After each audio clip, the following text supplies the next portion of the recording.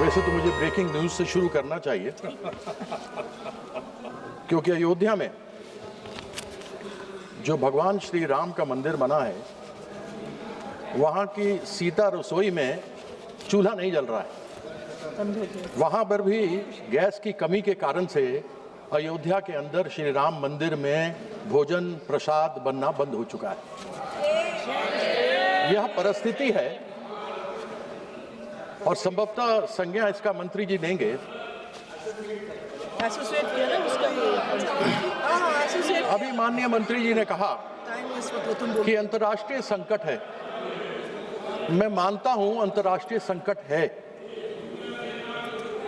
लेकिन अभी 2 दिन पहले माननीय प्रधानमंत्री जी ने एक वक्तव्य दिया था कि कांग्रेस के लोग झूठ बोल रहे हैं, लोगों को बरगला रहे हैं, देश में कोई संकट नहीं है। अब वो बरगला रहे हैं या नहीं बरगला रहे मुझे मालूम नहीं। मैं इतना जानना चाहता हूं कि यदि देश में संकट नहीं है, ऐसा प्रधानमंत्री ने कहा है, तो 65 रुपए प्रति सिलेंडर गैस के दाम क्यों बढ़ाए गए हैं? गरीब आदमी के ऊपर मार क्यों मारी जा रही है? इस विषय के ऊपर सरकार में कोई जवाब देने को तैयार नहीं। आदरणीय जो मुझसे पहले सत्ता पक्ष की तरफ से बोल रहे थे कि सोने के दाम बढ़ रहे हैं। अरे सोने के दाम से मुझे क्या मतलब? मुझे तो मतलब उस गैस सिलेंडर से है जो गरीब आदमी तक के घर तक में जाती है और उसके घर का चूल्हा जलता है।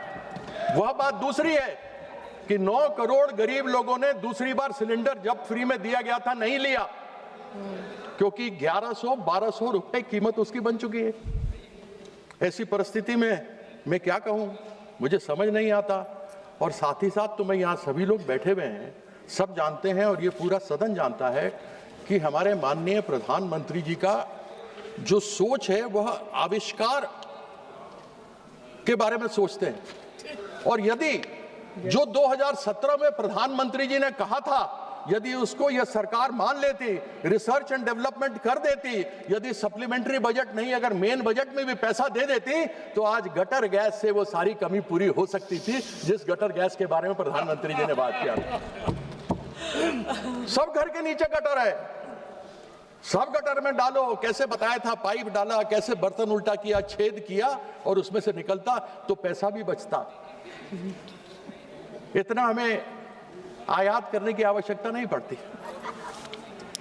अब यह तो सभी जानते हैं कि यहाँ पर डीएमके के लोग भी बैठे हैं, यहाँ तेलंगाना से भी कांग्रेस के लोग भी बैठे हुए हैं, केरला के भी लोग बैठे हैं लेफ्ट के। बंगला विरोधी ही केवल यह सरकार नहीं है। जहां 21 राज्यों में इनकी सरकार है, चाहे अपनी हो या मिलीजुली एनडीए की हो, वहां पैसा पूरा केंद्र का शेयर मिलता है, लेकिन इन 4 राज्यों में नहीं मिलता क्योंकि कहते हैं यूटिलाइजेशन सर्टिफिकेट नहीं मिला है। और मैं आपको बंगाल के बारे में बताना चाहता हूं कि आज जो आप ये सप्लीमेंट्री डिमांड का लेकर आए हैं, यह लगभग 2 लाख करोड़ का है।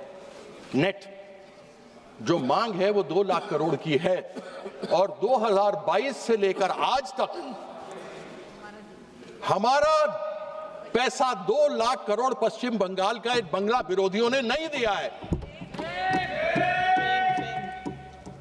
ये बोलते हैं हमें उपयोगिता प्रमाण पत्र चाहिए, यानी यूटिलाइजेशन सर्टिफिकेट। इनको यूटिलाइजेशन सर्टिफिकेट दी गई, यूटिलाइजेशन सर्टिफिकेट दे देते हैं, उसके बाद ये जवाब नहीं देते, 6 महीने के बाद कुछ और कर देते हैं।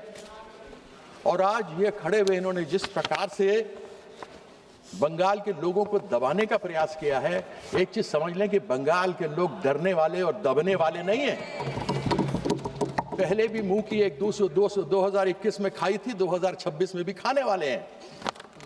और मैं आशा करता हूं कि चीफ इलेक्शन कमीशन को भी इन्होंने पैसा कुछ दिया होगा, क्योंकि सुप्रीम कोर्ट ने कहा है कि कुछ रिटायर्ड जजेस को लगाओ और पैसा आप दो। तो उसके अंदर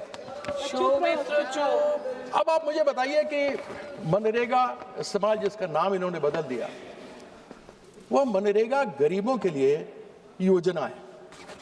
उसके माध्यम से गरीब आदमी कम से कम 100 दिन की रोजगार की बात होती है, उसके अंदर उसको पैसा मिलता है, वो कमाता है और जो कुछ होता है उससे अपना घर का पालन पोषण करता है। पश्चिम बंगाल में 2022 से लेकर आज तक 52,000 करोड़ रुपया मनरेगा के अंतर्गत नहीं दिया।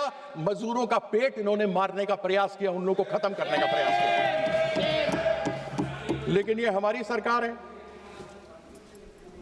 जहां नाम आपने तो बदला लेकिन हमने महात्मा गांधी का नाम रखा और श्रम श्री को महात्मा श्री कार्यक्रम के अंतर्गत चालू किया।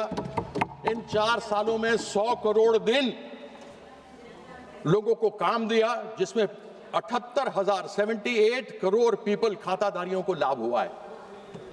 आपने तो प्रयास कर लिया, कितने भी तो कर ले सितम, हंस हंस के नहीं सहेंगे हम।